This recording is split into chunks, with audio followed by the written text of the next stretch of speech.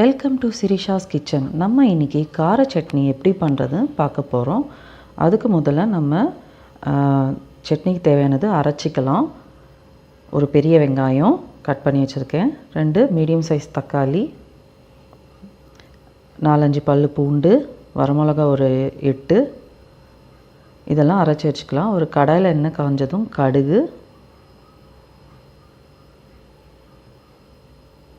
உளுத்தம்பருப்பு, கடலைப்பருப்பு, கறிவேப்பிலை, இப்போ அரைச்சி வச்சுருக்க பேஸ்ட்டை ஆட் பண்ணி நல்லா குக் பண்ணலாம். மஞ்சள் தூள் 1/2 டீஸ்பூன், தேவையான அளவு உப்பு.